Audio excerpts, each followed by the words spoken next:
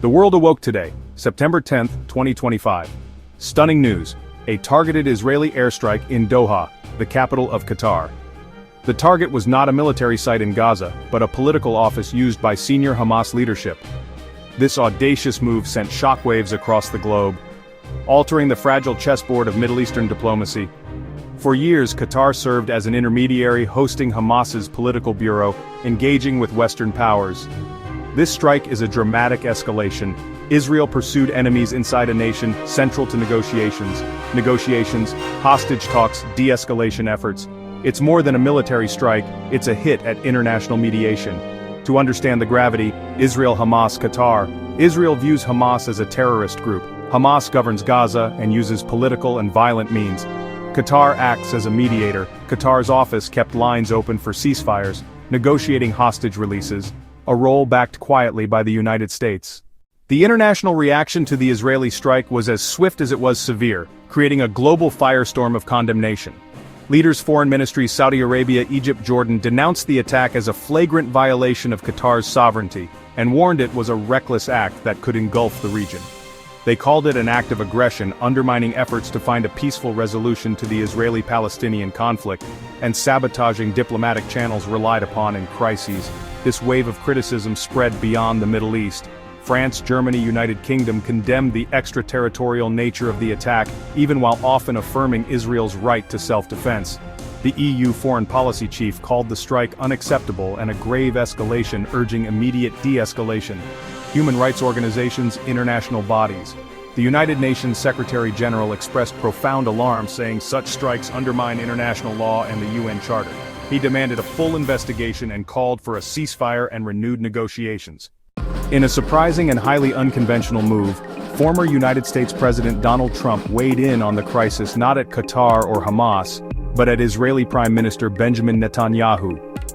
Speaking at a rally, Trump lambasted the decision to strike the Hamas office in Doha, framing it as a strategic blunder. He suggested that the attack was poorly conceived and executed, especially given that Hamas leaders reportedly survived. Trump, who has often boasted of his pro-Israel credentials and his close relationship with Netanyahu during his presidency, characterized the strike as a sign of weakness and desperation, rather than strength. This public rebuke from a major American political figure, and a Republican one at that, is a significant departure from the typically unified pro-Israel stance within his party. Trump's comments delved into his personal style of deal-making and foreign policy, as he questioned the intelligence and timing of the operation. "You don't do it that way," he reportedly told his supporters, suggesting a smarter approach would have been to use the threat of such an action as leverage in negotiations. He implied that the Israeli leadership had been outmaneuvered and had now lost a valuable bargaining chip. By attacking and failing to eliminate the leadership, Trump argued, Israel had shown its hand and achieved very little, other than infuriating a key regional partner in Qatar and uniting global opinion against it. In the immediate aftermath of the strike, Qatar's response has been a delicate balancing act between fury and pragmatism.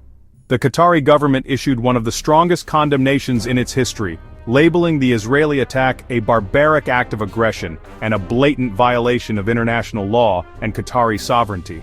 They vowed to take all necessary diplomatic measures to hold Israel accountable, summoning the ambassadors of several key nations, and demanding an emergency session of the UN Security Council.